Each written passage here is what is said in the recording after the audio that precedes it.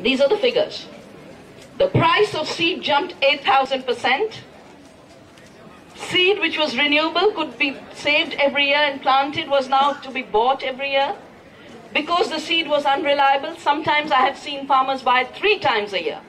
You plant once, rain doesn't come, you plant again, you plant again. It's supposed to control pests. That's what the BT means, Bacillus thuringiensis. A gene is put into the plant to release a toxin all the time, supposed to control the bollworm. The bollworm is now resistant, and new pests that were never cotton pests have been created, 13 times higher use of pesticide. Yeah. So the BT cotton, in effect, has trapped the farmers in debt, and indebted farmers are being pushed to suicide. So if you look at if you make a map of where are the 270,000 suicides of farmers concentrated, they're concentrated in the cotton belt, which today is 95% BT cotton owned and controlled by Monsanto, because they have licensing arrangements with 60 Indian companies who give them the royalties. At the end of it, the royalty is paid by the farmer, and these royalties are paid by farmers taking their very lives. The WHO, the World Health Organization, has a very clear definition of genocide: a deliberate intention to harm a group. They never said it has to be an ethnic group. Farmers are an economic group, they're a production group. They are identified by being agriculturists. These policies of taking intellectual property rights and patents on seed, so farmers don't have seed as they own and have to buy it and pay royalties, is a deliberate intention to harm the farmer. This is a genocide. 270,000 and continuing. It hasn't gone down. This is a genocide. And both Monsanto and our government are directly responsible for the suicides of our farmers. Giving more credit is not the solution, because giving more credit means Monsanto seeds sell faster. Making sure that Monsanto seeds are banned is the only solution to farmer suicides. But it isn't just that these forms of patents on seeds and life forms are harming our farmers. They are becoming ways of appropriating our biodiversity and our traditional knowledge. I gave the name biopiracy to this phenomena. And it was partly deliberate, because in those days of imposing the new intellectual property and TRIPS, the US used to keep saying the third world is a pirate. You pirate our medicine, you pirate our music, and this piracy must stop. So I said the real pirates are your companies who pirate our knowledge and our biodiversity. We are sitting under the neem tree. In 1984, with the Bhopal disaster, we started a campaign, no more Bhopals, plant a neem. 10 years later, I find it's been patented. At first, I couldn't believe it could be patented. When the journal said, world's first neem biopesticide. I said, we've done it for centuries.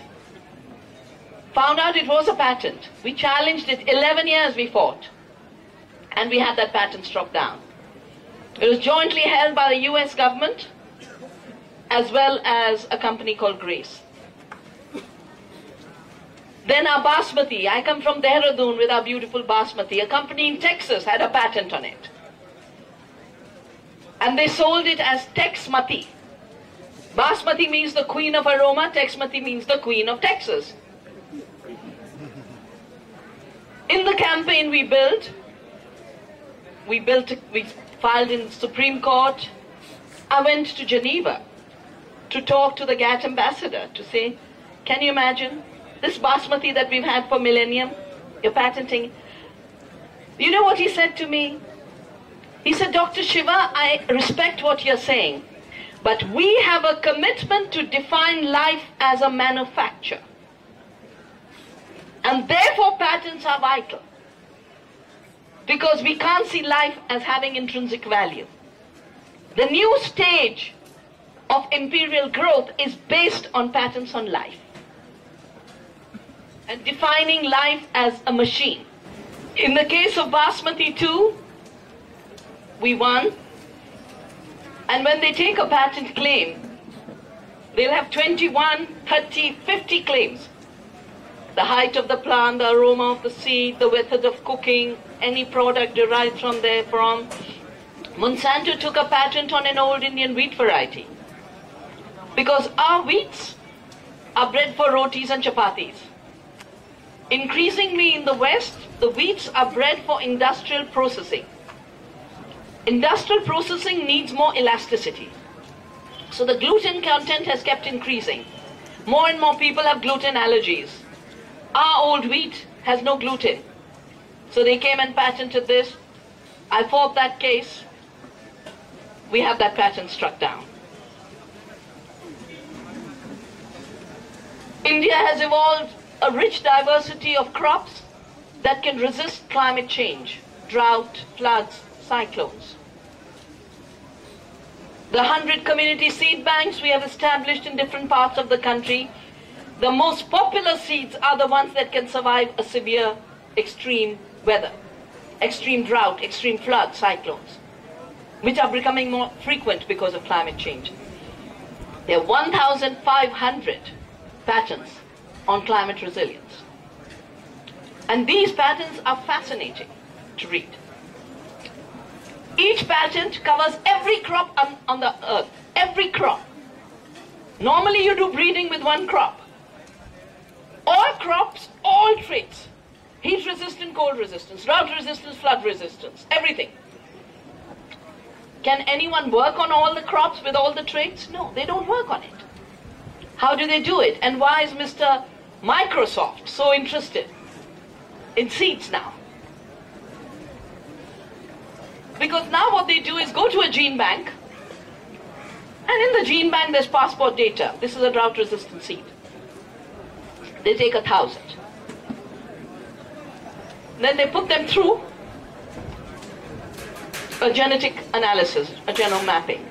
There are companies now like Mr. Craig Venters who have sheds as big as this exhibition ground with thousands of computers reading the genome of the tiny bits of cellular material that has been pulled out.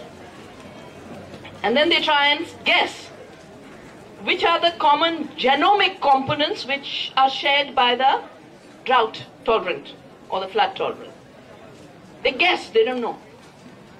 Then they say we make a bet that this part of the genome gives rise to drought tolerance.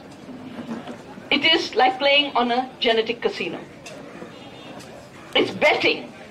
They have done no work with the seed. They don't know what that plant looks like.